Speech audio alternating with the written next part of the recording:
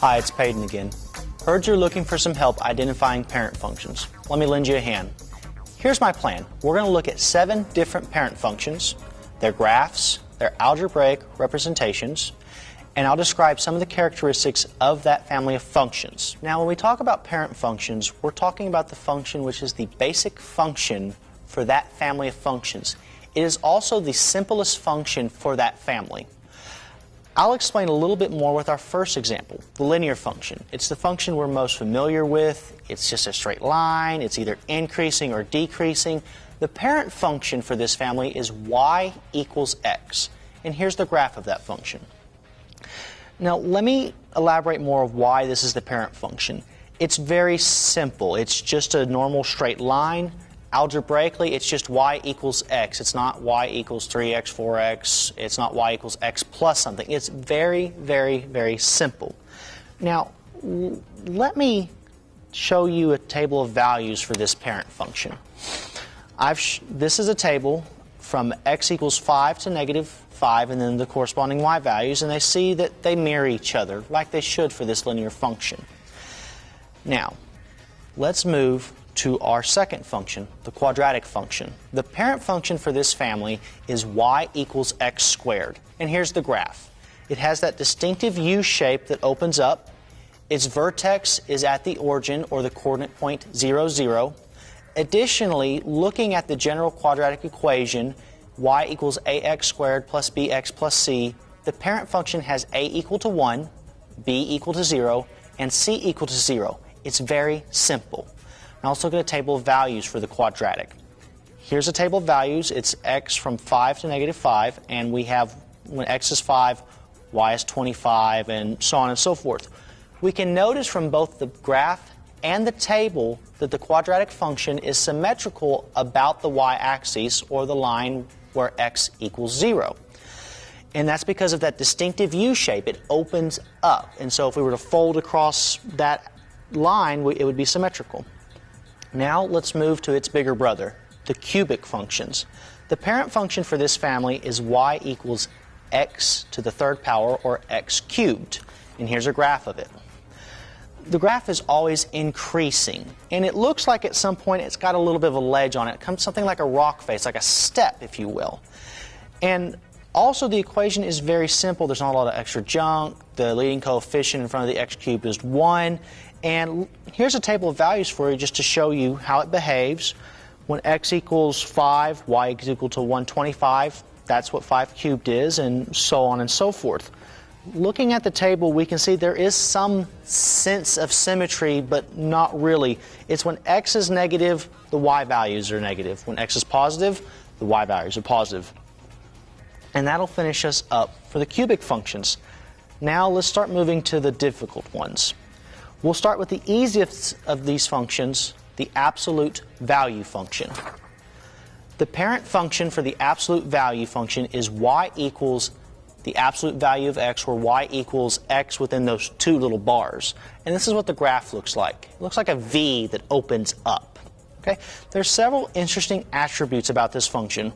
One is that it has an edge, a corner at the origin. And another is that at that edge, it looks like 2 lines are meeting right there. They're coming at that point. There's another characteristic which can help, in that it's symmetrical about the y-axis. And let me show you this better using a table.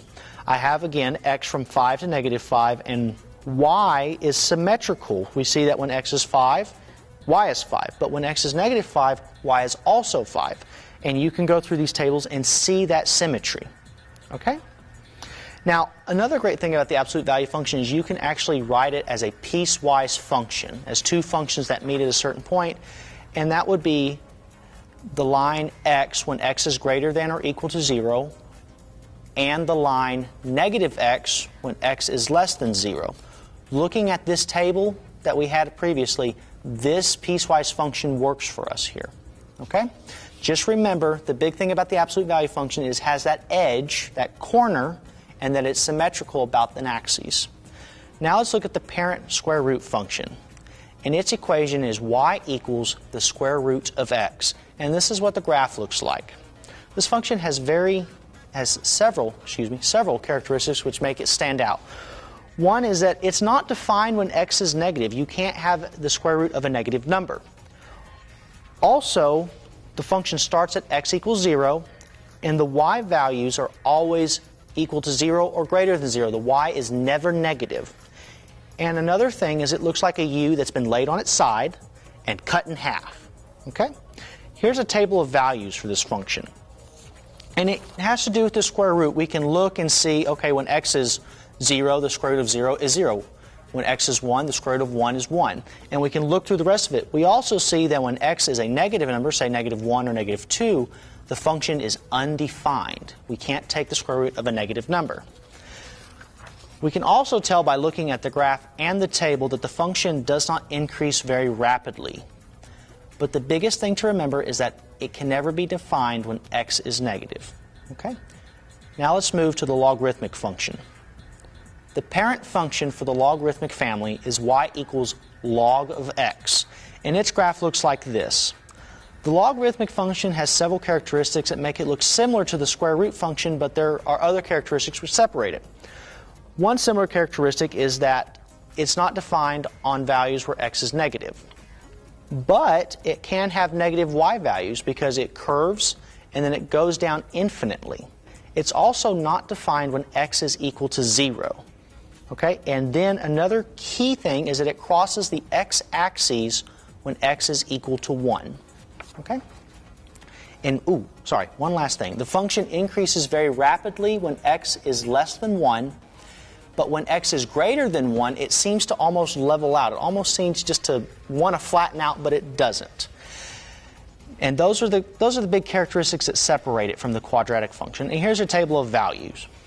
We can see that it's not defined when x is 0 or when x is negative.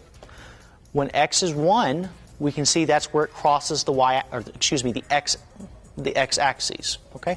And then when x is greater than 1, we can see that very slow increase. It's just increasing a little bit, but very slowly. Okay?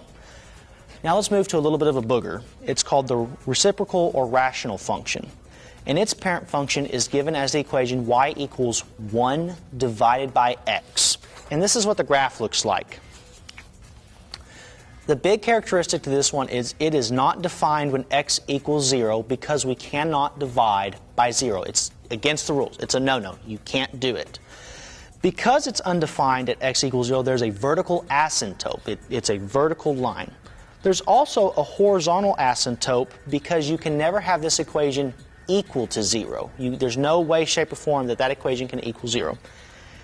And then we can also see that when x gets closer to 0, it looks like the function is increasing or decreasing rapidly depending on which side of the axis you're on. And then as x grows very large or very large negatively, it seems to flatten out. Okay? Those are the important characteristics of the rational function. And let me just let you look at a table just to get an idea of some of these characteristics. We see that when x is 5, y is 1 divided by 5, and so on and so forth. We also see that when x is equal to 0, the function is undefined, and then when x is negative, it's negative 1 divided by whatever x is.